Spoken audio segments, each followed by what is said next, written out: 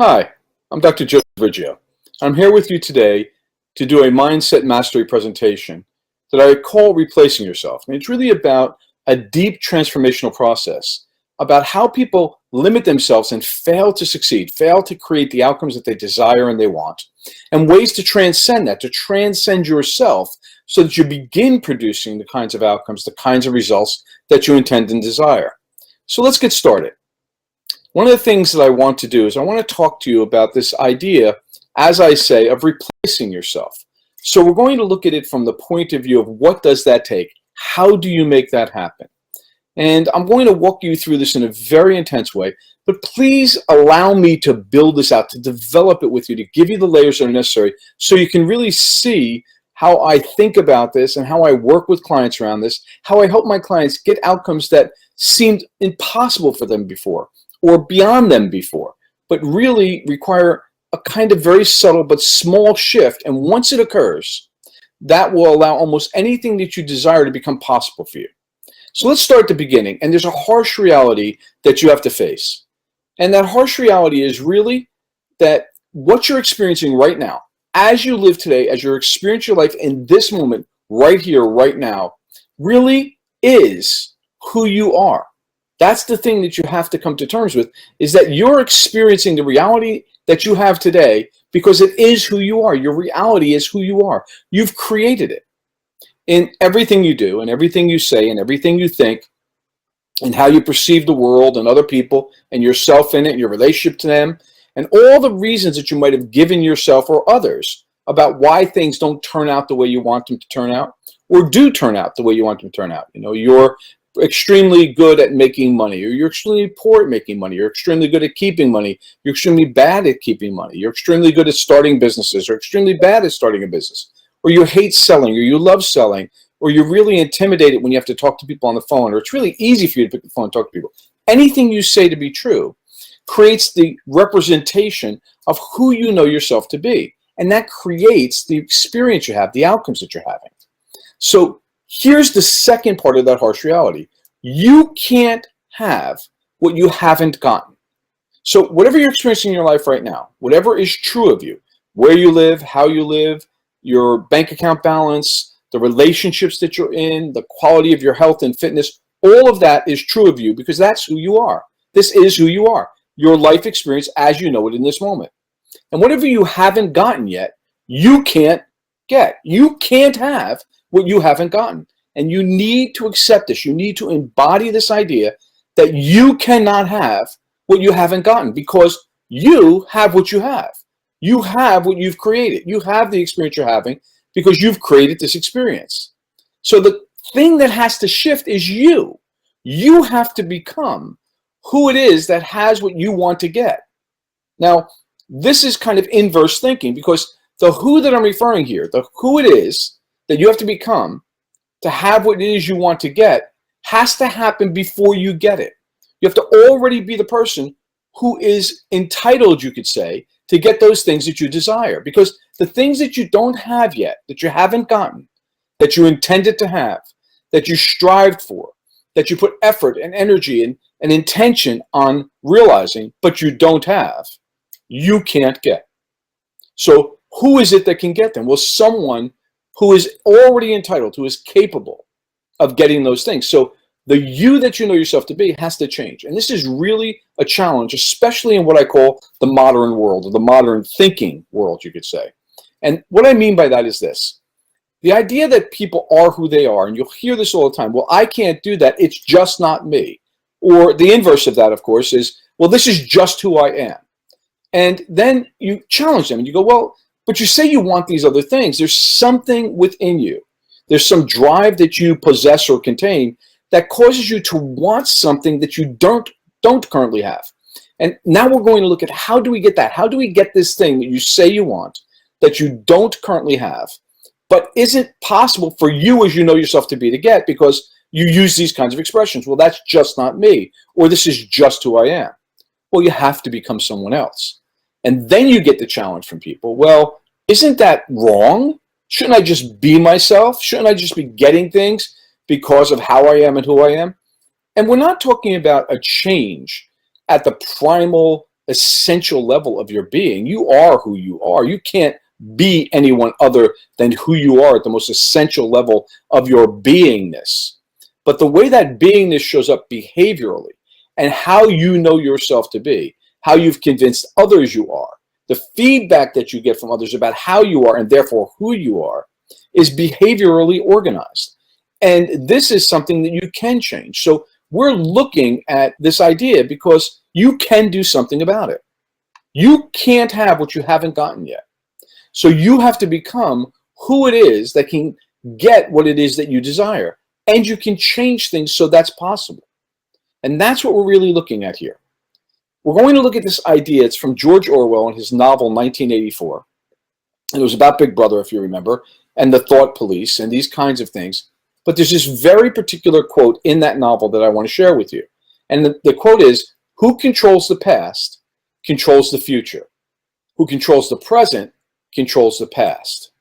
This is a hugely powerful quote because it really speaks to how things happen through time. So through an arc of time, there's something that occurs because we experience time in a particular way.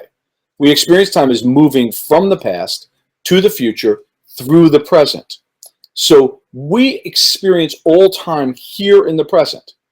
Whatever we think about that we think has happened is actually happening now for us as we think about it, because what we're experiencing are our thoughts about the past, not the past itself.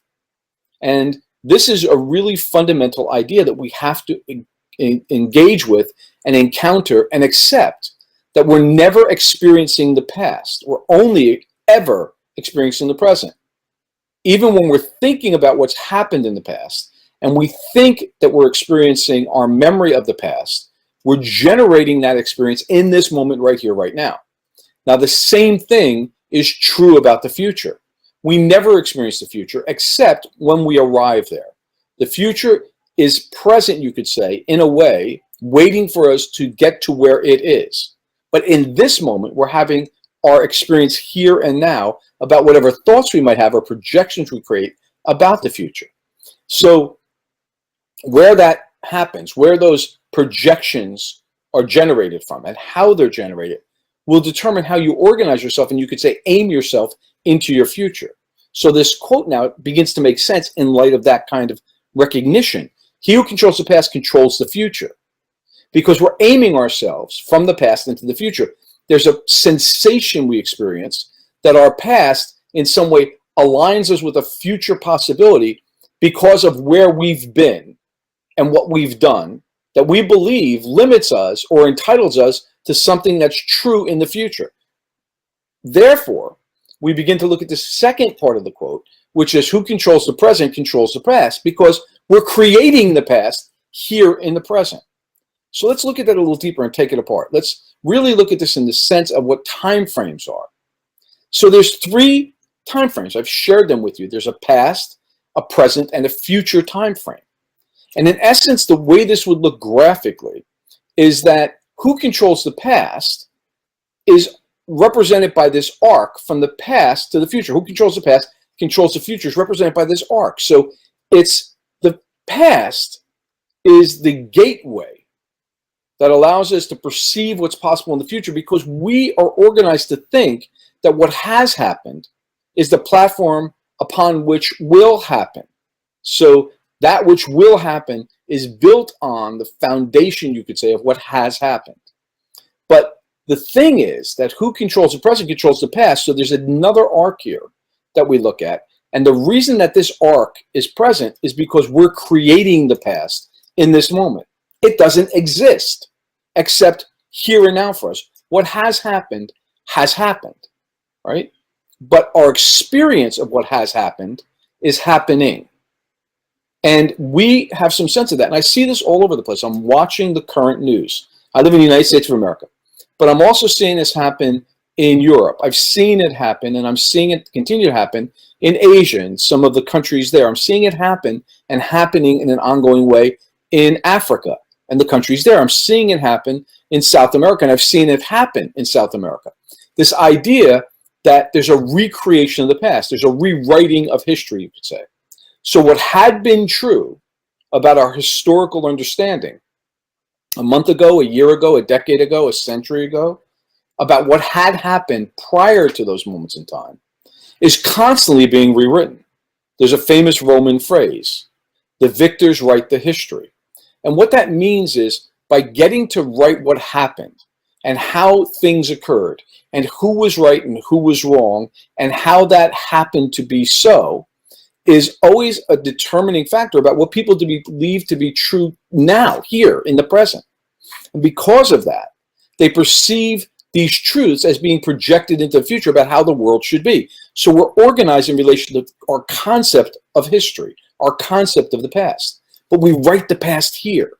And we're seeing this on a governmental level, on an institutional level, where people are really engaged actively right now at this moment in time, rewriting history. And because they're rewriting history, we're beginning to perceive ourselves as different than who we thought we were a year ago or 10 years ago or a century ago if we buy into the rewritten form of history. If we hold on to the old history, the history as we learned it and knew it and believed it to be, we're in conflict with what people who are rewriting the history are saying and the people who believe what the people who are rewriting history say, right? So there's all of this going on, and that's what George Orwell was saying. He was writing this in a book about Big Brother, about thought control, about thought police. And he was trying to get us, even then when he wrote that book, to understand that this idea of writing history is what controls our perception of ourselves. And because it controls our perception of ourselves, where we've come from and where we are, and therefore where we're going, we'll project into the future based upon what we believe to be true of us because of what we believe was true of our past, right? Now, apply this personally. And what begins to happen is you own the time frames of your life. For you personally, you have the ability to make these determinations. You are actually in control of your present. And therefore, by virtue of this idea of the Orwellian thought process of he who controls the past controls the future, by being in control of your present, which controls the past, you get to decide what your history means. You get to decide what was true of your history. You get to decide what that means is true of you. You get to control your future, right? So this is what we want to look at, is these feedback loops that you're creating. Now, I'm an old NLP guy, right? And I'm a master NLP trainer and blah, blah, blah. Within NLP, one of the first things I was taught, and in some programs is still being taught, and it's a very powerful thing, is the idea of what's called the TOTE model. T-O-T-E, TOTE. And the TOTE model stands for T test, O operate, T test, E exit. And it says there's these loops that occur. So the test is the intention that you hold. You're going to have an idea of what you want to be true. And then you're going to test it by taking action.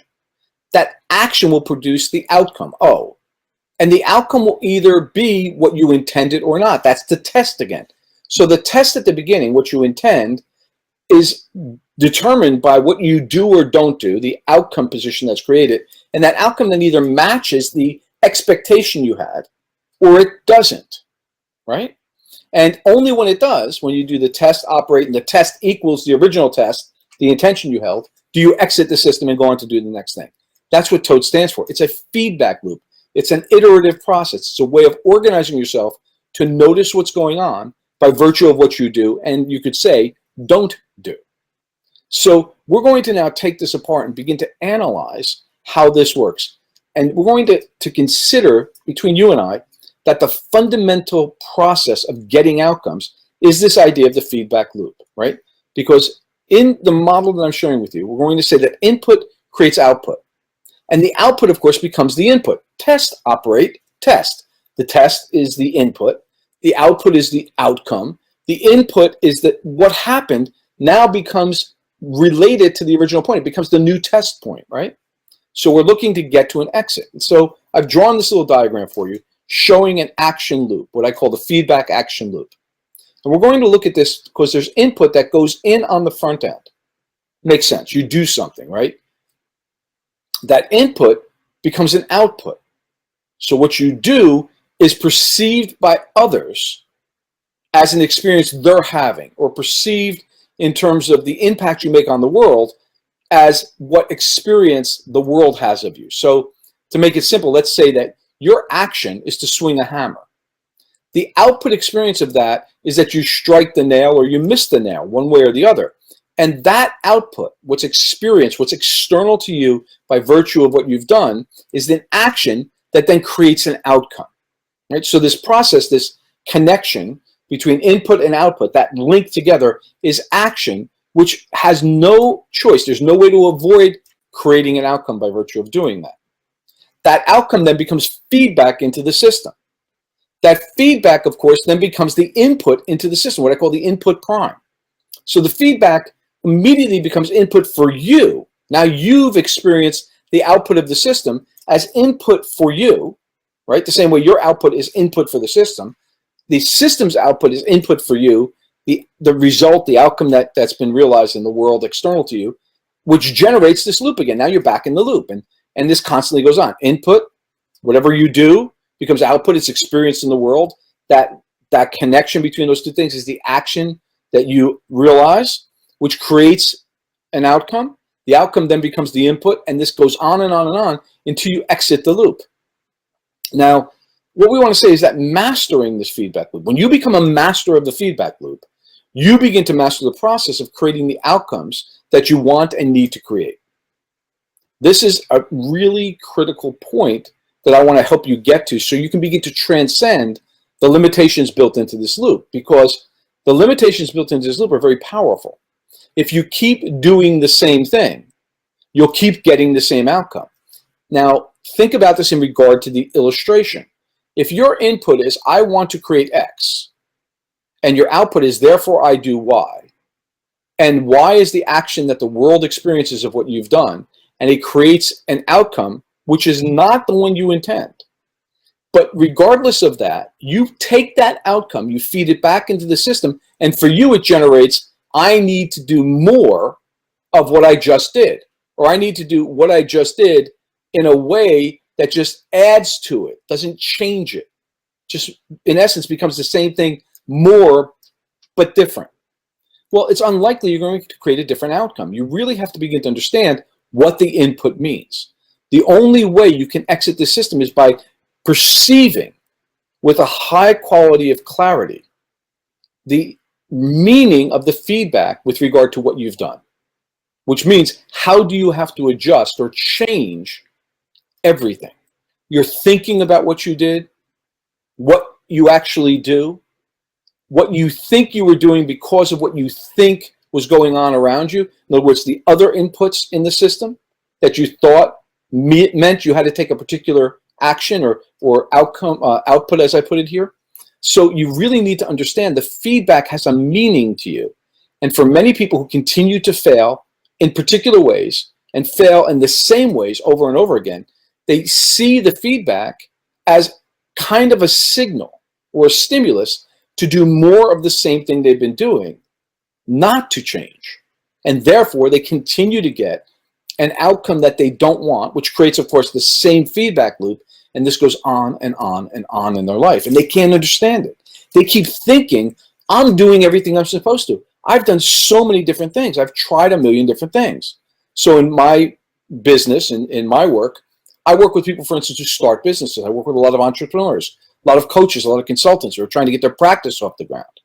And they try different things. So they try working with women. They try working with men. They try working with adults. They try working with adolescents. They try doing performance work. They try doing relationship work. They try doing business coaching. They try all kinds of different things. And they can't seem to get the momentum, the traction they want in their business. But when you step back and you take away the variables, the things that are different, women versus men, you find that they're doing essentially the same things, and they've just replaced it. So it's like saying, I eat ice cream and I'm gaining weight. I don't understand why I'm gaining weight. So I'm not going to eat vanilla ice cream cones anymore. I'm going to eat chocolate ice cream cones. Now it's completely different. And I'm still gaining weight. What's going on? I'm eating ice cream, and I changed it though. It wasn't vanilla. I changed it to chocolate. I understand. I'll change and do something completely different. I'll eat ice cream in a bowl and I'll get rid of the cone. And they think, they perceive this as different, right? So this goes on and on and on in a person's life, and they keep getting the same outcomes and can't understand why. So we have to change something even more fundamental. But we have to look at this through the arrow of time. We're going to look at this as how time occurs. So time has movement to it. And what we want to understand is, as this movement occurs, what's happening is we perceive that we're moving through an arrow that goes always from past to future. Now, the thing that's sometimes hard to understand is that that past, by virtue of the movement of time, this arrow of time, becomes the future. That future point, of course, now transitions and becomes the past. That past moves to a new future. That future then, of course, becomes another past, and ad infinitum, until we keep experiencing whatever we thought was going to happen as behind us. It's very hard for us to maintain this idea of this movement from past to future and hold that continuum as happening, because what happens instead is people freeze this and they make it static. They think of time as a static, frozen experience, and they don't get that they experience it that way often because it's happening. But because it's happening, that phrase in English, happening, when you add that little three-letter, suffix, ing, it means it's in motion, it's dynamic. So we need to understand this in a dynamic way, that the arrow of time we perceive to be moving always from past to future. And by recognizing that that movement is occurring, we can step into it and position ourselves relative to time in a way that helps us get our outcomes.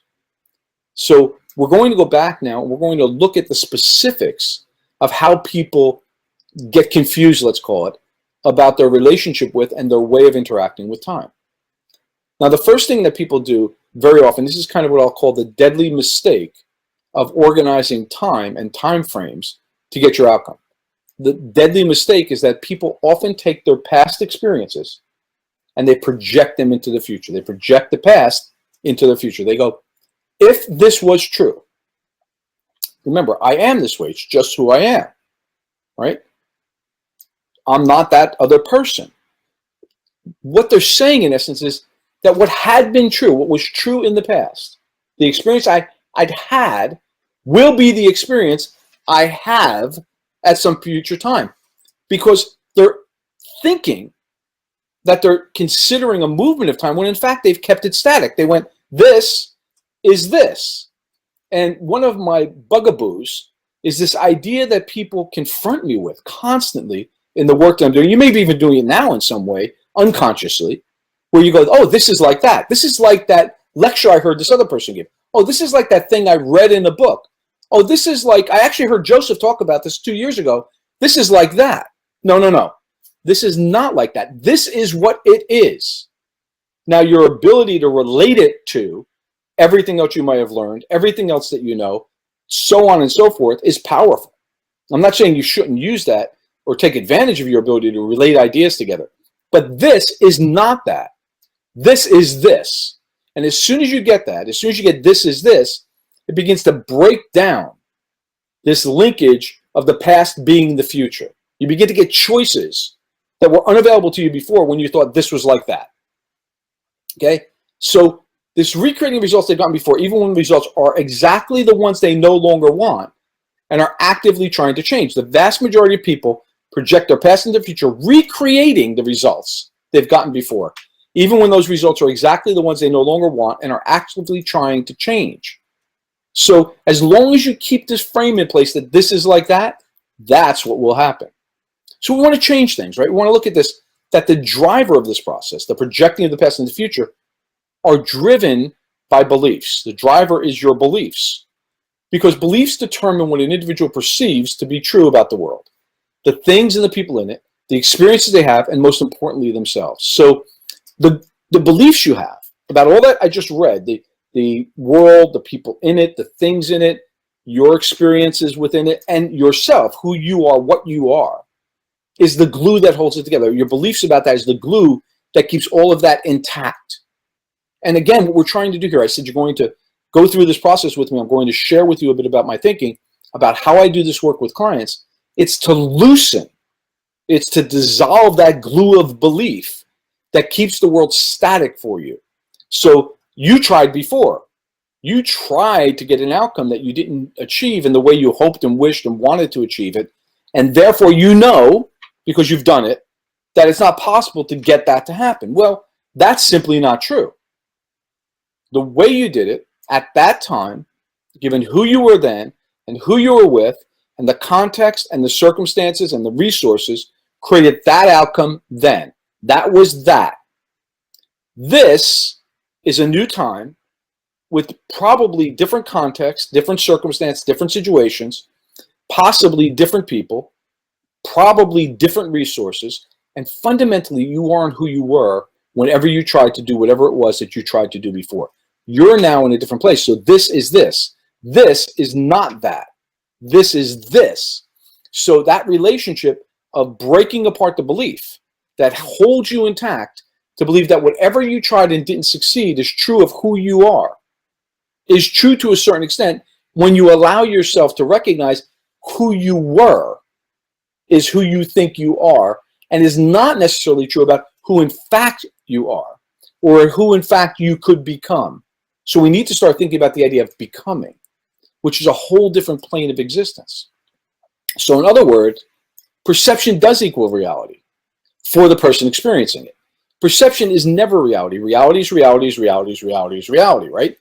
But perception for the person experiencing that perception is in fact reality. And that's what we want to look at again a little more deeply as we go forward.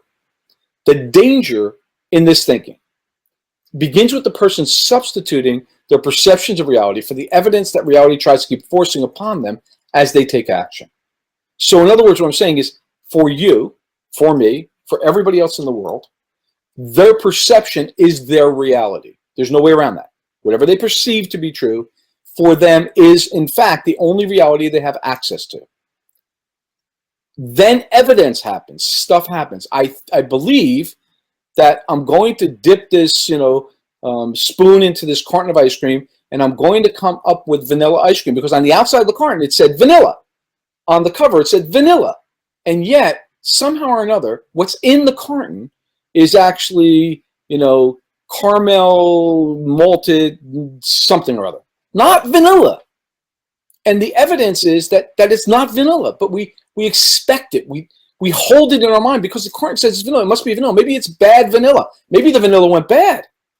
So even when the evidence is completely contradictory, because you intended and expected it to be something, it's very difficult for most people to let go of that idea of what they expected and desired, right? So let's begin to look at how do we loosen that hold of belief.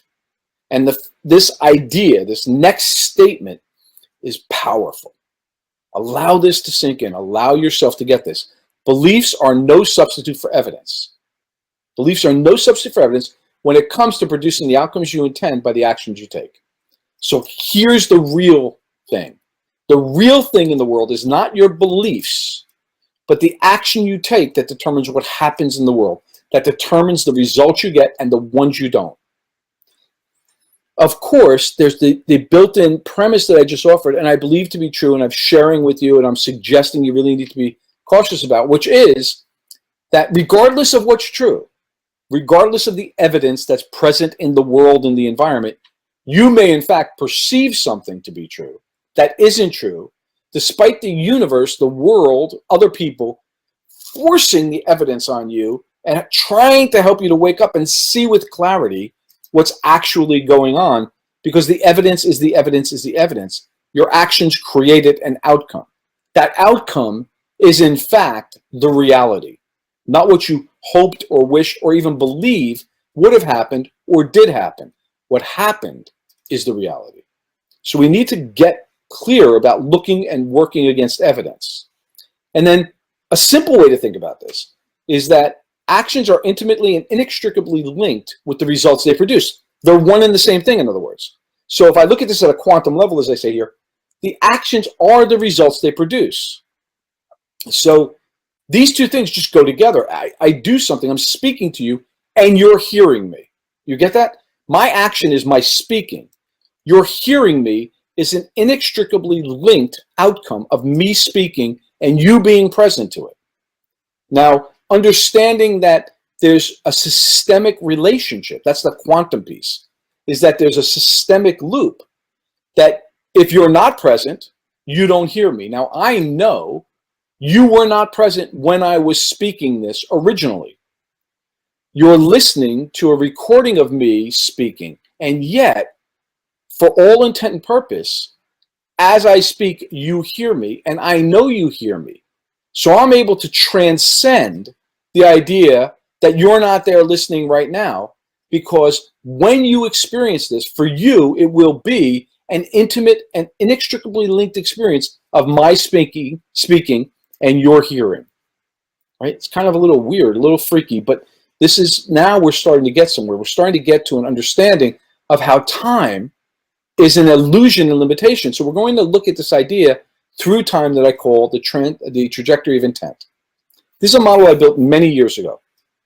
And you'll see what I'm going to call that blue cone, which starts with that dark blue oval there that says past, post-event, and it goes all the way back to the present, that ochre oval, right? And that cone is one cone. But if you go further back, you'll see the past is connected by a dotted line. Come from the past mentally, just look at it, and come mentally from the past to the present, and you'll see another cone of dotted ochre lines with arrows on the ends. So there's these two cones that are interacting. They're coming together, and they're interacting.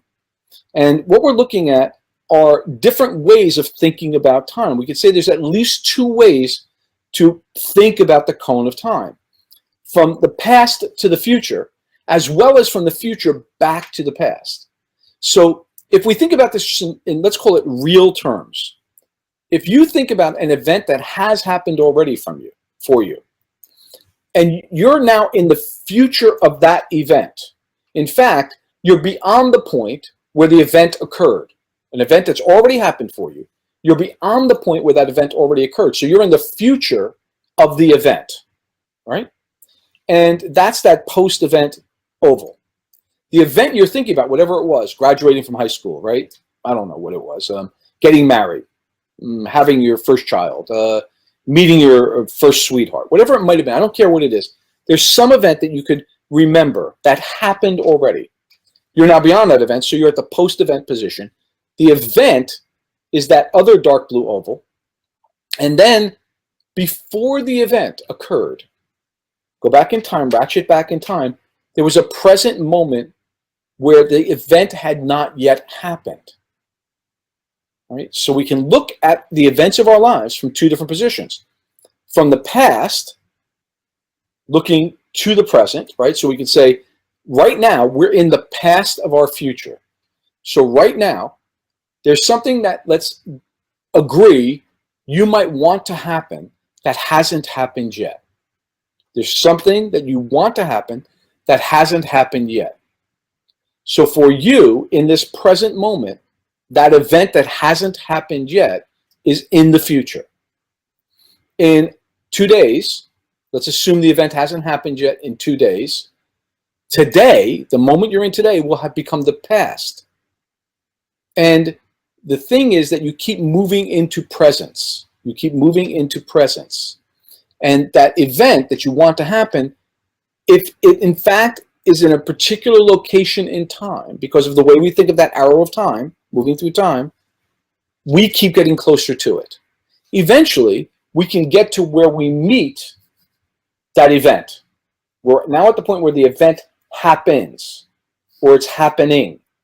And of course, that event, then we transit through, and now we're at a point beyond the event having happened and into the future.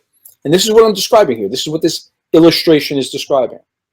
And thinking about looking or considering the event from these different moments in time. And the relationship between these moments in time is spatially held. We think of time as space. How far are we from the things that we want to happen? So for all of us, something that's a month away is closer, and we experience it spatially, it's the way our brains organize time, than something that is a year away. A year away is further than a month away. A month ago is closer than a year ago. So we think of moving through space. So time for us is experienced as a sense of movement. And now we're talking about an embodied experience, something that's going on in our body. We have feelings about this. And the way we organize these feelings will help us to either achieve the outcomes we want or not. And our ability to have the sensation of movement towards, and even increasing the acceleration or the velocity of the movement towards, creates something we call motivation. That's what motivation really is. We're motivated because we have a sensation of movement towards, right? And if we have the sensation that we're not moving, that we're static, or as we're moving, instead of moving towards the event keeps moving as well, and we never get closer to it. So this sensation in our bodies is a very powerful thing. We want to learn to use that and manage it and take advantage of it. So one of the ways we can do that is that we know the things that have already happened, the events that happened, as I said, graduating from high school, meeting your first sweetheart, whatever it might have been, you have a sense of being able to manipulate the time frame around. You can imagine what that was like almost as though you're there now. You can also imagine it from the point of view of all the things that have happened since then. So for me, I can go, oh, I remember my first sweetheart, and I remember all the different people that I dated, and my first wife, and then the people I dated, and then my second wife. And I can imagine all these different things. I can imagine all these different moments in time in different ways. I can imagine being at the point where I was about to meet my first sweetheart and what was going on for me then. And these are sensations I'm experiencing. Well, it's very different for me when I think about what hasn't happened yet. It's harder for me to manage and control those sensations. Partly because as we look through this cone, from the point of view in the present, the cone expands. And what I mean by that is there is much more information and possibility of what could happen, but hasn't happened yet from where we are. As we look from the future, right, the cone also expands, but from the future, we're looking at a lot of information that we already know. From the present, we're looking at a lot of information that we don't know. So the advantage of being in the future looking backwards is that there's a lot of things we know. The other advantage is we can't see beyond what I call the event horizons.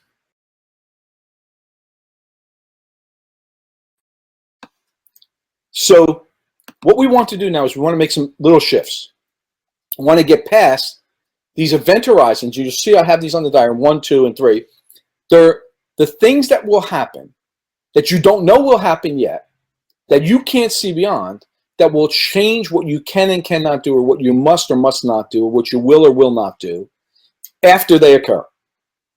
From the present looking backwards to the past, we know what those things were. I didn't know that I was going to meet my second wife the day that I met her before I did. I was driving up to Mystic, Connecticut. I was going to a seminar with the man I was training with at the time, Roy Frazier, and I was expecting the day to go a certain way. I didn't know that when I got there, this woman, Nancy Ludwig, would be sitting in a chair working with Roy, and when I walked in the room, I would be struck by a kind of love at first sight experience. My sensation of seeing this woman was, this is someone whom I will have a relationship with of some kind that will be significant. Instantly. I had no idea that was going to happen in the car driving from New Jersey to Mystic, Connecticut. But now, looking backwards, it's evident to me. It's absolutely clear. Of course, that happened. So the event horizon, it completely dissipates. It dissolves once you've transited it. Now, what you couldn't see because it was blocked from you, it's as though that thing is no longer there. If I put this into the spatial terms I was talking about, when you think about this as traveling somewhere, you may have had the experience where you're going somewhere new for the first time. You've never been there before. And you don't know what the journey is like. So you're driving down the road and you're going along in a certain way, and there's a curve, and you don't know what's ahead of the curve. You don't know how big the curve is. You don't know whether there's a hill going up or a hill going down. You don't know whether it's flat. You don't know whether there's a house or a store. You don't know what's beyond the curve. Now, once you've done that, and you do that journey, let's say a second time, a third time, a 15th time, a 100th time, it's like you know what's going to happen before it does because you've been there. You've been there, you've done that, you know the terrain. Always from the future, we know the terrain. So what we're trying to do is begin to now position ourselves to consider what we want to happen as though it has happened already. And what this does in a very strange way, it changes the cognitive process, is we begin to consider the potential event horizons, the things that we cannot know from the present until we arrive at them and get past them in the future. We can begin to consider those things from a different way of thinking when we think of ourselves in the future. And we go, if we want to arrive here, and this is where it becomes really a powerful model, what had to have happened for me to get to where I now am in the future. And this, in essence, says there's more potential in the future than there is in the past, because the past is done and the future is open. So what we want to do is project now a highly desired state into the future. And we want to build this as a future memory. We actually want to experience what hasn't happened yet as a memory we have of it happening and having happened. So you're going to think about whatever you want. I want to create this new business. I want to have this particular kind of relationship. I want to be healthy and fit in a particular way, whatever it might be. You're going to start, before you do anything else, in order to use this model, by beginning to very clearly and precisely manage and organize what that will be like when it's done, to the point where you begin to actually sense it, feel it. Remember I said this sense of feeling, because of how we organize time in relation to space? You're going to have a sensation of feeling it literally as though it's already happened. This is the future memory. So I know what it's like when this event has happened because I already own the sensations of it. And since it's highly desirable, it generates from you what we call the excitatory state, where your mind is open to possibility. Now, if it's already happened and you know it's happened, there's no way you can project the things that happened in the past as preventing it, right? So this eliminates the possibility of projecting your past into your future, because the things that would have prevented it in any other future didn't in the future that you're experiencing. So you're really going to use your powers of imagination, these incredibly potent powers of imagination, to create a very full-formed, well-formed future memory of what it will be like, what will be true as a result. That's why we go to the point beyond the event. This is the critical place that the future memory exists, is in the post-event position. So as a result of me being in this relationship, what will be true of me? What will be true of the experience I'm having? What will be true of the things I'm doing in regard to this other person and people beyond that person that we are now engaged with? Because, like, if I'm in a relationship with somebody I'm not yet in a relationship with, by default, I'll probably be in relationship with other people who they're in relationship with that I don't know yet. And what's those relationships going to be like? So now I'm already beyond the position where I've encountered this person and built a relationship. Now I'm thinking about the relationships I'm going to have with people that they have relationships with already, that I've now gotten to meet and begun to have relationships with myself because I've met them, right? And now this begins to flush out my memory. I'm having a memory of it already happening. And from this cone of time where the future memory is, it reveals everything that had to have happened to get to the desired state. So the thing is, in order to be in relationship with these people that the person I met and I'm now in relationship with is connected to, I had to meet this person.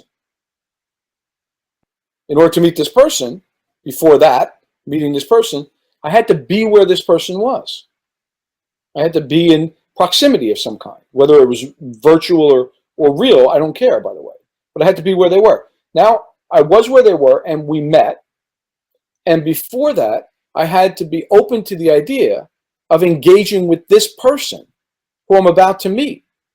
Not thinking of some other person, or not even, because I don't know who this person is yet. I can't even put in place a profile of this person I'm going to meet from here.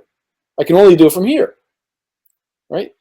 And if I do it from here, I can begin to go, well, I met this particular person, and what's important is that I have a particular kind of feeling about being with them, which makes me want to deepen the relationship with them And because I deepen the relationship with them, I meet their friends, their family, people that they're connected with. And now by working backwards, I can refine these steps to the most minute level that I need to build that future memory. I can begin to go, in order for this to have happened, this had to happen. And then this had to have happened. And before that, this had to have happened. And I can work myself all the way back to the present. Now, this is imaginal, and I accept that.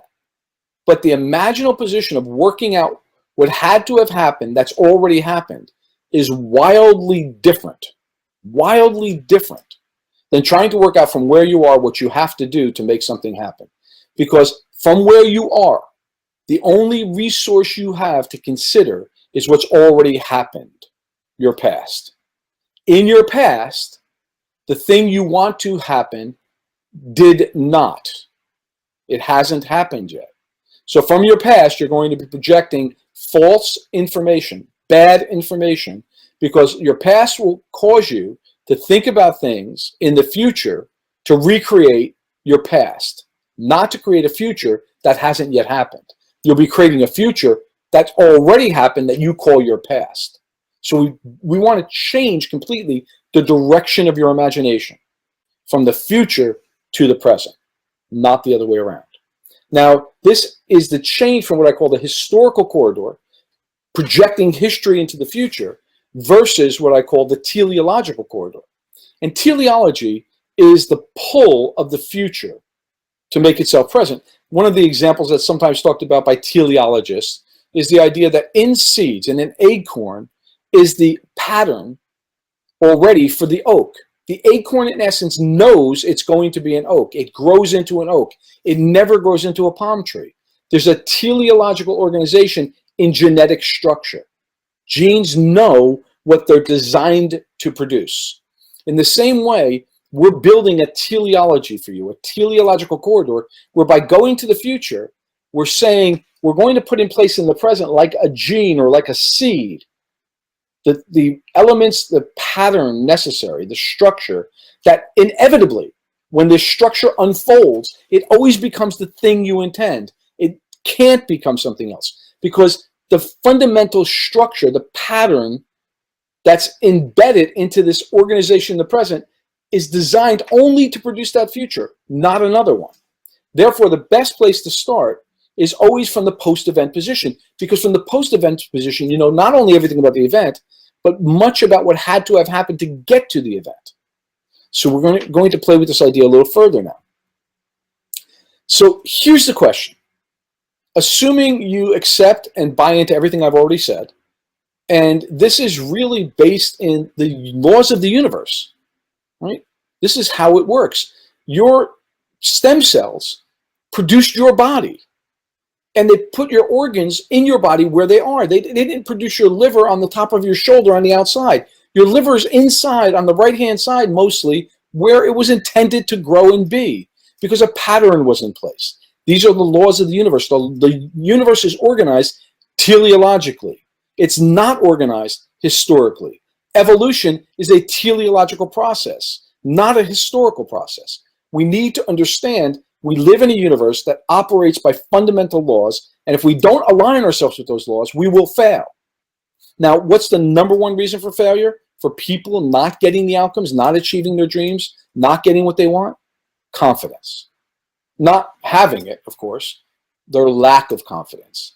They don't understand these laws, or they don't believe they can run and manage these laws. They don't believe they have the wherewithal or capability to make these things happen. They might see other people do it, and they might go, oh yeah, for that person it's easy, but listen to the language, but I'm not them. It's just not who I am. I'm just this way. Yes, in this moment. And this lack of confidence that you can become the person you need to be to get what you want is what limits you more than anything else. So what we're doing is we're working together now, even as I'm speaking this into you, with the idea that your confidence can be reset. You can be reorganizing as soon as you begin to understand that there's a future that's already happened, but just not yet for you. That's really what we just talked about. The teleological premise is that there is a future that has already happened, just not yet. As long as the conditions are met for it to happen, it's inevitable that it will. If you plant an acorn, there's already an oak tree in the future that's happened, but just not yet. As long as you plant it in soil that is fertile, it will grow. It will grow into an oak tree, never a palm tree. As long as the conditions remain appropriate, the right degree of temperature, the right degree of humidity, the right degree of moisture, whatever it might be, that some animal doesn't come along and eat the sapling and damage it or destroy it to the point where it can't grow. If the circumstances and situations are correct, it's inevitable it will become an oak tree. This is what confidence is. You could say the acorn has perfect confidence in its ability to become an oak tree. Your history tells you you have perfect confidence in being who you are in this moment. You don't have perfect confidence yet until you design the teleological form to become what you're not yet. And in order to become what you're not yet, you're going to have to give up what you are. And this is a conflict. It's actually called cognitive dissonance. It's an unfamiliar pattern that causes consternation for most people. It causes them fear. In some people, it causes even trembling. But the point is that if you design a well-formed structure that's teleologically organized, where it's inevitable, if these things occur, if this thing happens, I can't help but to arrive here, your confidence will increase and you'll shift completely how you're organized. The confidence is about taking action and succeeding. So we're not talking about you having confidence in yourself. We're talking about having the confidence to take action, that you can do the one small thing that's next. And I talk about this in a very particular way. I'll share it with you now. I want you to think about the least possible thing you can do that will move you towards your outcome. Not everything, not the biggest thing, not the most that you can do. What's the least possible thing you can do in this next moment that will lead you towards your outcome? I'm going to argue you're already doing it. By listening to me, by being engaged in this program, you're already doing at least the least possible thing you can do. Just by listening to me, it's at least the least possible thing you can do that will move you a little bit further. You're beginning to generate new thoughts in regard to what I'm saying. You and I are engaging virtually, but in a way that allows you to stimulate maybe some thinking you hadn't had before. And it's action that creates success. So the confidence is about the confidence to take action. And by virtue of taking action, succeeding. So I want you to really get in your mind that it takes action to succeed. It's all about action. Confidence is about the confidence to take action, not to complete the outcome, not to get what you want, not to be who you're not yet, but to do the least possible thing and to begin to instill in yourself every moment where it comes up that you're unsure, what action can I take? What can I do in this moment? Even if it's the least possible thing, it will change completely the dynamic you have in regard to your own future. And this action is built upon this structure we call feedback loops. The ability to recognize how you let that information that's going through the system come back in and renew you and restore you and move you forward. So let's begin to take a look at how this works in regard to the structures we want to begin to use. So you'll recognize that diagram, right? And you've seen it before. It's exactly the one that I started with. The fundamental process that actually determines the outcomes you'll create is the feedback loop. Input creates output, which becomes input. When you master feedback loops, you'll have begun to master the process of creating whatever outcomes you want and need to create. I'm hoping that now, though, as you see this now, after I've gone through everything else I've gone through, it's beginning to make more sense. You're beginning to understand, feedback loops. Action will create an outcome. Any action I take has no choice. The laws of the universe say, if I do something, something will happen as a result of my doing it. That will create feedback for me that I can then use, if I'm clever and I'm teleologically organized, to continue to move myself towards what I want. I can make adjustments in real time. So we're going to change some of the specifics of this diagram. We're going to change the idea of action and call them behavior. That, in fact, what action is are the behaviors that you have. Your action is a behavior. It's something you do. So For me, behavior is a very large concept. It includes, for instance, me talking to you. My speaking is a behavior. In order to speak to you, I have to be thinking. My cognition, my thought process is a behavior. So I consider behavior more than the physical action, my movement of my body in the world, and the things that my movement creates in terms of the other objects in the world, whether those objects are things or people. So behaviors are also internally organized, volitional things I do, like thinking, or things that are intangible, like speaking, right? So your behaviors are the actions you take. Those actions create outcomes. What comes from the outcome is evidence. I want you to begin to think of the outcomes that you create, as well as the ones you don't create. So both your successes and your failures as evidence that's now going to feed back into the system. I did this thing, or I didn't do this thing, and as a result of doing or not doing something, something happened in the world. Right? It could be something changed or something didn't change. And we're going to get to how this relates to your specific outcomes. But this outcome experience, whatever it is, even if you sit in a chair and stare at the wall, there's an outcome that results from that, which may be a lack of change, a lack of anything happening. A lack of anything could be as much of an outcome as something happening. And your behavior is you're sitting in the chair. The evidence is nothing has happened, nothing has changed. I am where I was a minute ago, an hour ago, a day ago, a month ago, a year ago, a decade ago, at the beginning of my life, whatever it might be. So this is evidence. The evidence feeds back into the system. And the input it creates is called belief.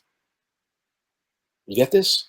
Your evidence in the world, what you begin to experience as evidence, what you begin to notice that happens or doesn't happen as a result of what you do and what you don't do, is the fundamental foundation of your beliefs.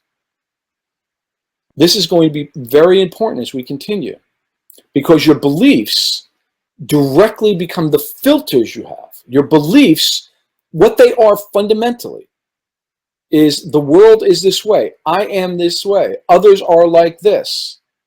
Hillary Clinton was a genius and should have been the president. Hillary Clinton was a horrible individual who had no right to even be running. Donald Trump is going to restore greatness to America. Donald Trump is the worst thing that could have happened to the United States and the world. These are beliefs, and they create filters. So we hear stories about Hillary Clinton, or we hear stories about Donald Trump. And before we know anything about the truth, the validity, the meaning of those stories, the filter we have, which is the belief that we hold about these individuals and what they represent, will begin to force us to create a particular meaning about what we believe to be true, about the story that we're now encountering, despite what the story says. And this is that there's filters of perception. And perception is what actually becomes the input we have. What our input is, our original organizing input, are the perceptions we have of the world. But the perceptions we have in the world are not clear. You know, one of the great authors of thinking about thinking was a guy named Aldous Huxley. And what he said was that there's no substitute for clear filters of perception, that we want to clear the filters of perception. Well, I don't know how to do that. What I do know is I can begin to choose the beliefs I have, which are in fact the filters of my perception. So I better have beliefs that will allow me to perceive in the world the events that I experience in the world in such a way that it creates the right kind of output for me. So I want to now shift the idea of input to decisions I make. And now we have a very different looking loop.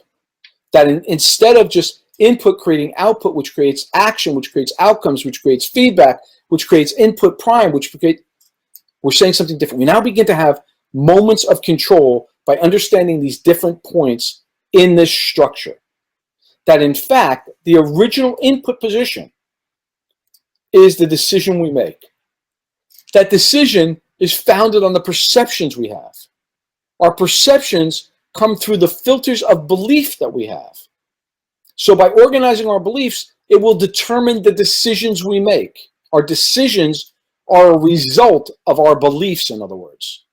And our output, or the behavior that we enact, what we do in the world and what we don't do in the world, is a result of the decisions we make, which are actually a result of the beliefs that we have. And then those beliefs are organized or reorganized. They're changed or strengthened. They're reinforced or destroyed when we allow ourselves to experience the evidence of what's actually occurred as a result of the behaviors that we enact in the world.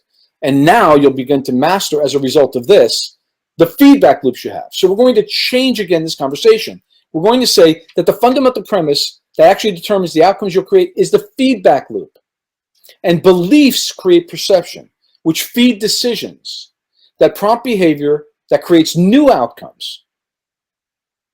Right? So behavior that creates new outcomes, which becomes evidence, which feeds beliefs that create new habits of perception and decision making and behavior that again in turn create new outcomes. You want new outcomes. The reason you're listening to me is because there's something in some way in your life that's not organized as perfectly and wonderfully and spectacularly and magnificently as you might believe is possible of you and for you in some way that you simply haven't experienced yet.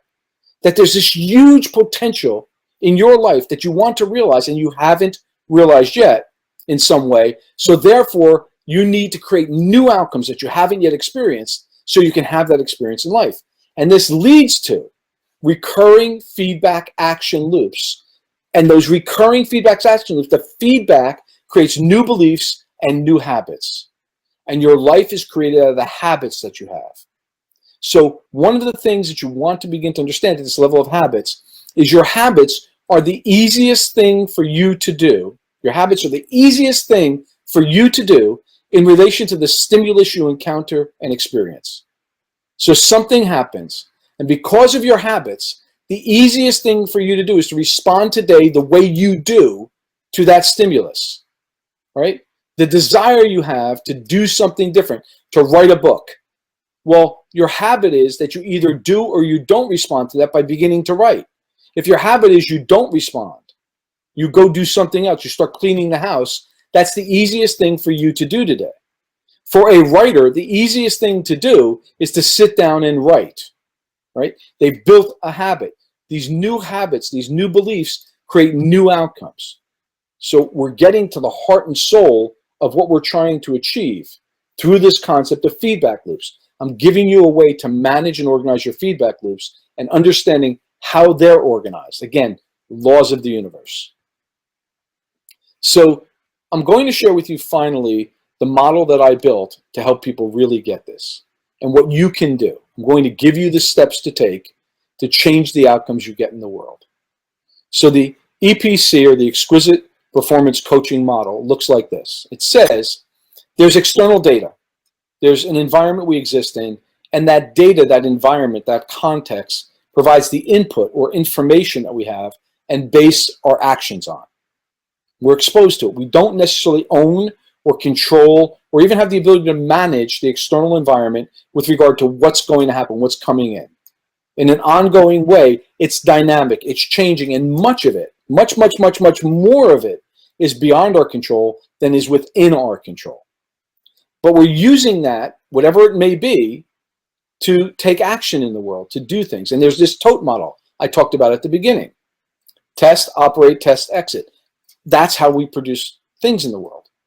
Actions, results, outcomes, relationships are all based upon our actions that we take, and then checking whether or not we're getting what we want, and then making adjustments. And only when we get that perfected, we turn it into a habit, do we exit the system. We know how that runs. We know how that works. I know how to brush my teeth. I don't have to think about it. It's become a habit. But when I was a little boy, I didn't know how to brush my teeth. Sometimes I would make the toothbrush pop out of my mouth, and I didn't know why it happened that way. I had to test, I had to operate, I had to test until it became so automatic for me, it became a habit. And then I could exit the idea of learning how to brush my teeth, and I could simply just brush my teeth. Well, the fundamentals of this are based upon expectation and desire. And for everyone I've ever met, anyone I've ever worked with, and I do a lot of transformational coaching and change work, everyone I've ever met has a desire, That's why they work with me. They encounter me because they have a desire. The desire is for something to be different in some way than the way it is today. Even if it's perfect for them today, they have an imagination of it being even perfecter, right? They have an imagination of it being better than it is in some way, even when the way it is today is working. And everything I do is built upon the premise that I work with people based upon what's already working, even though sometimes we have to look at the lens of what's not working the way they want it to get to make it better. But there's something working in everybody's life. Anybody who's listening to this, there's something working in your life. Your life works. You have the opportunity to listen to this, right? There's people in the world who wouldn't even have the opportunity to listen to this because their life doesn't work as well in this particular way as yours does. So something's working. We want it to work even better. And you have a desire, and that desire is projected outside of your control to a position on this drawing where the outcome is. The outcome position you hold in your mind as being equal to your desire. You desire to create the outcome. You desire that the outcome and your desire become equal. This is how this works, right? So you already have a projection from within you to the without, outside of your control, outside of what you manage, that you'll there create an outcome, almost always, by the way, in the future, right? And that outcome should equal your desire. That's all great. The challenge is that you have an expectation that may or may not equal your desire. So you have a desire to double your income. You have a desire, right? It's easy, dime a dozen. Desires are a dime a dozen. So you have this desire to double your income. You would not be the first person on the planet to come up with that particular desire, by the way. So let's just assume for our conversation that you have a desire to double your income. But because of all the past experience you've had, you believe that that's not possible in the time frame you want it to occur. So you want to double your income in a month, but you believe that it's not possible to double your income in a month because it's taken you 10 years to double your income from where you were 10 years ago. So you begin to change your expectation. You begin to go, well, even though I want to double my income in a month, I believe that it will take me 5 years. I've gotten twice as good as I used to be, so it'll only take me 5 years. So my expectation and my desire are in conflict. They're missing. They're not working together. They're in conflict. The magical thing to remember about this model is that everyone produces what they expect, not what they desire. So you will create all of your perceptions. Your belief that it will take 5 years will cause you to perceive the world. The filter will be as you look out in the world and look for different things to do or be doing or not do and not be doing based upon the expectation that it takes 5 years. Somebody who stands next to you and you're identical in every way except their belief. The only difference between you is that they hold the belief that it's possible to double their outcome in a month. They actually believe that that's possible. Something happened where they got this belief installed. And they begin to filter the world, looking for, noticing for things they can do and not be doing, which would cause them to double their income in a month. They're filtering the world differently. Therefore, they're literally acting differently because they're acting on different things because they're noticing for different things. They're noticing for what has to happen for me to double my income in a month versus noticing for the things that would cause them to double their income in 5 years. So we have to collapse, literally, the expectation and desire that you hold. You have two choices here. Change your desire or change your expectation. It's that simple. You will produce what you expect. So either we have to change your desire or your expectation. Now, most of the training programs I run, most of the training that I do with people is designed to give them a believable structure which allows them to shift their expectation. So we start with their desire and we refine the desire. We go, there are things that are possible and things that may not be possible because of the laws of the universe. But let's take what you want in an unabashed way. Let's take all the boundary off it. Let's take all the frame out of what it may be limited to and just talk about what you desire. And then from there, either it will be perfect. We go, okay, that's possible. In fact, maybe it's too small. We have to expand it. You should be looking for much more than you're looking for because to keep it that small is actually more difficult than get something a bit bigger. That can be true of people. There's other people who build very big things, and I go, we got to cut the edges down a little bit and build something that's achievable because you need to believe that you can do it. Really believe, not just have a flash in the moment inspiration that you want it. Desires a dime a dozen, but expectation drives behavior.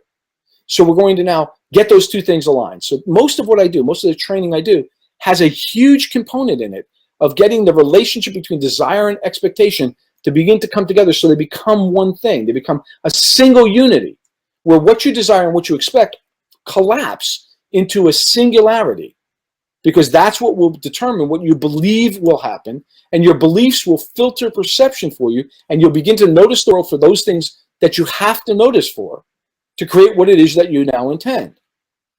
So this model is that you must take control of your expectations if you want to take control of the process that actually produce the outcome. So the process is what? We looked at this, right? It was that feedback loop thing. It's the action or the behaviors are what actually produce results in the world. The only thing that produces results in the world is not what you think. It's not what you intend. It's not all of the wonderful projections and manifestations of potentiality. It's none of that. That's all hoochie-goochie BS, bullshit. Your behaviors create outcomes. You have to do the things it takes. Now, by the way, what you think, what you desire, what you project as a magnificent manifestation of potential in the universe may cause you to act in a certain way and behave in a certain way, which actually produces outcomes. So that's great and that's wonderful. That's not hoochie-goochie. But expecting that somehow your behaviors can be different from the ones that have to happen in this universe for you to get the outcomes you want is just nuts. So we're shaping process, and process here are the things you need to do and the steps you need to take, the actions you need to have happen, whether you enact them or you get others to enact them with you or for you to get the outcomes that you want. So to do this, this is now the final part of this presentation. To do this, the first step is to align your desire and expectation. You need to step away. And the first thing I recommend you do is to write down in absolute explicit detail what your desire is, what you really want. When I'm working with people who work with other people, the first thing I ask them to do is define the outcome they hold for what they want to achieve. What do they want to achieve when they're working with other people? And then when they're working with other people, the first thing they need to do with those other people is define with them with absolute specificity what that person wants to achieve by virtue of working with the person I'm working with. So this idea of defining explicitly and specifically the desire you hold is the first step. Let that breathe for a moment. Now look at it and go, do I believe this? Do I believe that for me, for this team, for this organization, for this society, whatever it may be that you're looking at, it's possible to achieve this outcome? As it stands today, as things are in this moment, is this possible?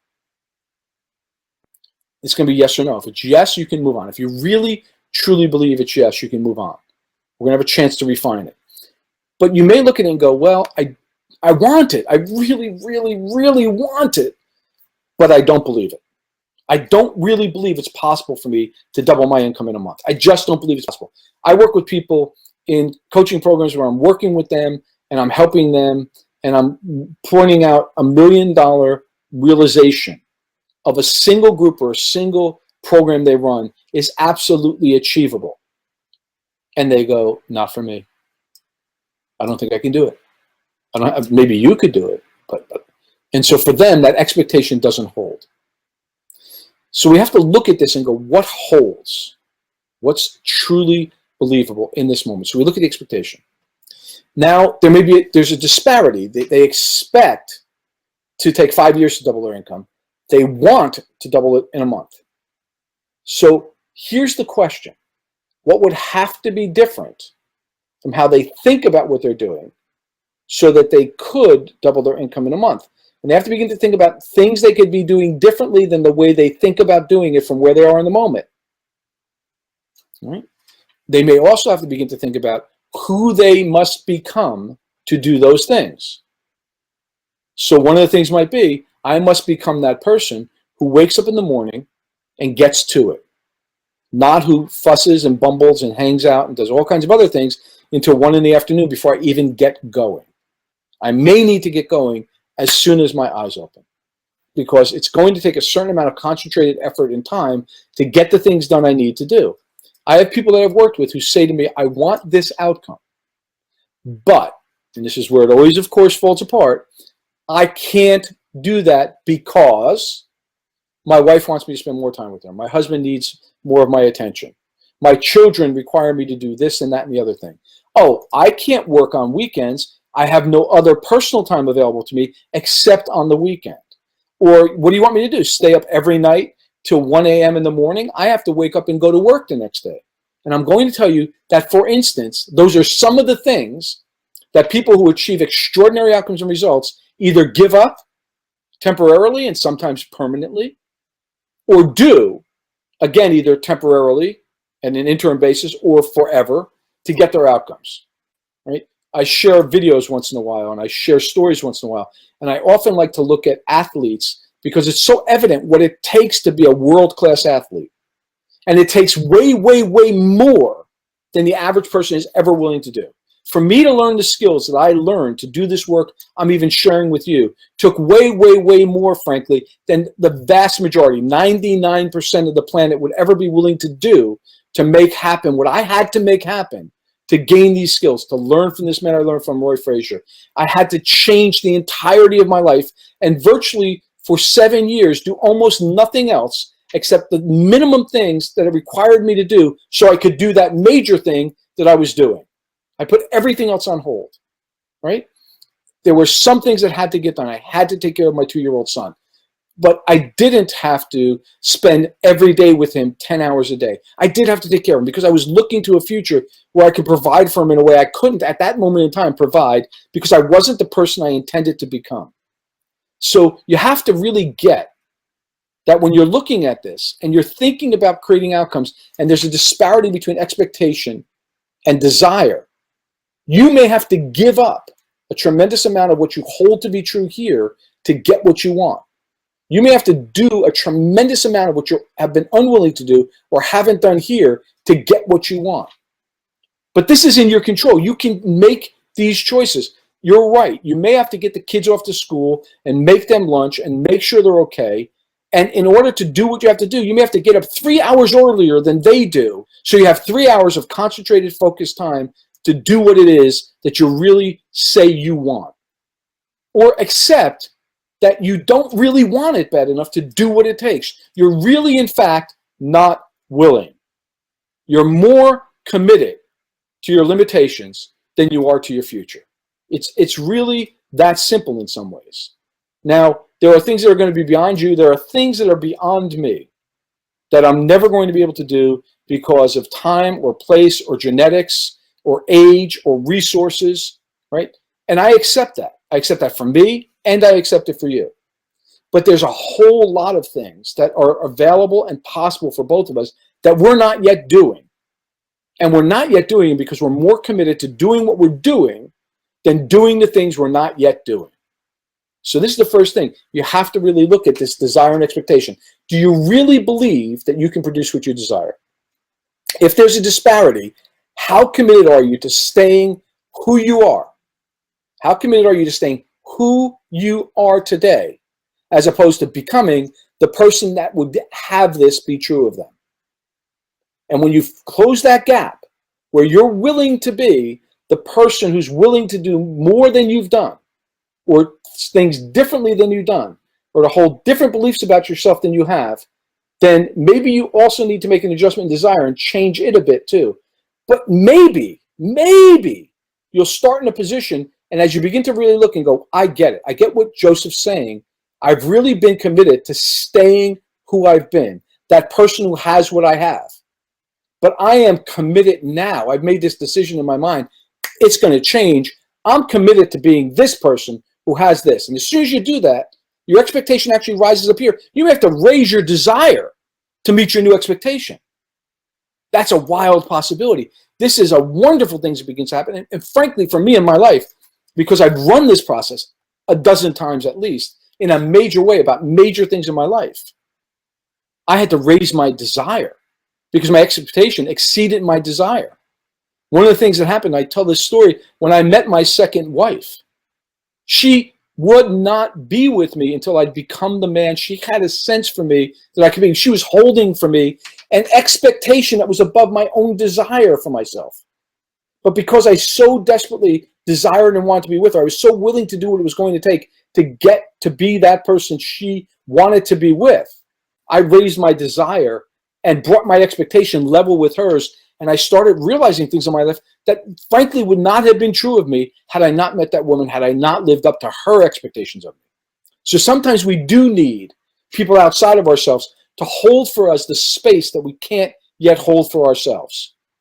That's a powerful thing to be able to bring into the world. It may or may not be your calling, but it's part of my calling. And I'm holding this space for you that you can in fact succeed. If you have the desire, that desire is an inkling for something you perceive to be possible. It comes from somewhere within you. Your desires are manifest from within you as the intention of potentiality. You can feel the potential. You can sense the potential of yourself doing, wanting, being that person that has that experience, that actually realizes that desire. I'm willing to help you hold this space, even in this conversation I'm having with you at this moment, because I know that that, again, is like a law of the universe that you can live into, but you have to make the choice to make the change. So the second step here is that you're going to have to organize a process that actually delivers the outcome. These are, in other words, what do you need to do? When you've stabilized expectation and desire and you've equaled them, now what you actually expect and what you desire, they match. They're one and the same thing. You're synced up in your mind. You're going, yes, yes, yes, that's possible. That will happen for me. Now I just need to go and do it. Now you have to design a process which will allow that to happen. Your process at the beginning will not be perfect. You're going to do what I call make a best guess. And you may not be exactly sure of how to do it, how to hold the space, as I put it. You may need to go outside. You may need to hire someone. You may need to find a coach or a trainer or a consultant. You may need to bring in resources, advisors of different kinds who know that have been there, who've done this. You may need a lot of things you don't yet have. You may need to buy a book which explains it, or buy a set of blueprints which shows you how, whatever it may take. But you're going to make a best guess to begin with.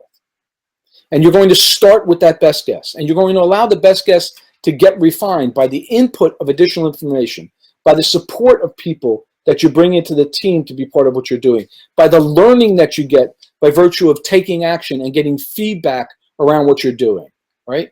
And you're going to continually build. So you're going to find out what to do and replace your best guess with the refined process that you're building through time. Allow yourself the time it takes to refine your process. And as you do, take action. Constantly be in action. Constantly be challenging and pushing yourself to do the least possible thing in this moment, in this day, in this week, in this month to move you forward.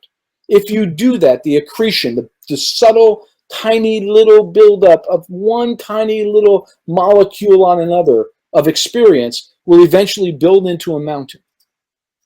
So the third step in this process is that you're taking action. But you're taking action with a particular mindset to observe the results you get. You're going to observe the results that you get so that you can refine your process. Yes, learn from others. Buy the book. Get the blueprint. Hire the coach. Use the mentor. Take the training. I do all of that. I just spoke with someone yesterday. Literally, I just brought on board. They're going to help me with some of the things in my business that they know more about than I do. They've done it. They've been there in a way that I haven't yet. In a very particular part of my business, a very particular aspect. I hired them. I'm paying them so they can give me the advantage of cutting out the 10 years it took them to learn what they now know. I'm going to get that in probably 4 to 6 weeks. I'll have that 10 years that it took them to learn so I can refine my process that much more quickly. That's huge. I probably invest, and I told this particular person that I'm probably investing in an average year somewhere between $50,000 and $100,000 a year at my level in my business to refine my business just with new knowledge. That's not investments in my business. That's investments in training and education and development, probably $50,000 to $100,000 a year in an ongoing basis for the last 20 odd years. When I had the money, as soon as I started having the money to invest in myself, I was investing. And before I had the money to invest in myself, the first decade, because I've been doing this for almost 30 years now, 1988. Next year will be 30 years. In that first 10 years, I was investing money I didn't have. I was paying Roy more money than I was making in several of the first years I was training with him because I was borrowing money and using savings because I knew the investment to get up to speed would be so worth it, rather than taking 20 years or 25 years to try to learn it myself, right? So I'm a believer in this, but I'm not just a believer. I'm walking my own talk in this regard. So you want to build this process and repeat it over and over and over, this process of refining your process until your outcome equals your expectation. That's the realization. You held an expectation in mind. I want to double my income. And now all of a sudden your income is double. That's what we're going for. Now you can exit. Now you've completed the tote. And then finally, we're going to look at this in a fourth way of looking at this tiny little diagram at the bottom of the diagram that shows resources. And these are resources you own completely. These are internalized resources. These are not capital. This is not technology. This is not other people. This is internalized resources: knowledge, skills, and experience. The knowledge you have is realized in action by virtue of the skills that you display, that you manifest, that you project, what you do in the world. Those are the skills you have. They can be mental skills. As I said, cognition is a behavior. It could be your ability to speak well or relate well to other people even. It could be physical action that you take in the world. Those skills then create outcomes. Those outcomes become experience. That experience builds your knowledge. From your knowledge, you gain more skills. From those skills enacted in the world, you create more experience. And this loop of refining who you are is inevitable. It's, again, as I've said many times already in this presentation, a law of the universe. By living, you will refine who you are. By the virtue of you living, you refine who you are. You become someone new every day. But the question now is, are you taking control of this? Is this a decision that you're making intentionally to become that person who has the life, who realizes the outcomes, who achieves the desires that they hold intentionally because you choose to live your life in a certain way? Or are you building a future you by default, by simply releasing and relinquishing the control you have over who you're becoming? So this is what I mean when I started saying replacing yourself. You're in the process, whether you like it or not, whether you want to or not, whether you knew it or not. You know it now, so it's not whether you know it or not, whether you knew it or not, of creating a future you every single moment of every single day. I'm giving you tools here to take control of the experience of that and to have the confidence it takes to take the least possible action, which will move you in the direction of becoming the you that you desire and intend to become. So I'm going to end it there, and I'm going to say thank you, as I always do. There's a way to get in touch with me if you want to reach out and share your ideas, share your experiences with me in some way that would be useful to you and get some help. If you're already a current client of mine, I encourage you to engage around this material and really push me and yourself to get what you want. And at the end of the day, you really have the tools that you need and want, because that internalized process that I talked about, where your knowledge begets skills, which beget experience, which begets more knowledge, is something you can begin to work with and from this moment forward. And as always, I wish you only the very best. I recommend that you go back, watch this presentation at least one more time, go through it, and use that as the beginning of this feedback loop that we talked about. Use it as the beginning of an iterative process. Get what you couldn't have gotten the first time you saw it because there was just an overwhelm of information that might have been unfamiliar to you. Now you can go back, having seen it, looking for what you intend to get from it, looking for what you think you might have noticed that was useful, or what you think you might have missed because it didn't fit the way you expected it to the first time you heard it. Begin now simply by creating a commitment to watch this video at least one more time and extract everything you can from it. Let it enter you and change you from the inside, because by watching it the second time around, you've taken control of the very process I've been sharing with you to make a choice to change the inputs and change those inputs in a way where they manifest in terms of different output or different behavior, which feeds back into a different belief. And the least possible thing you can do is simply to rest a bit, allow yourself to catch up with yourself, and then go back and watch the video again. I'm Dr. Joseph Riggio. Buona fortuna and abbondanza. You have a great life. Cheers.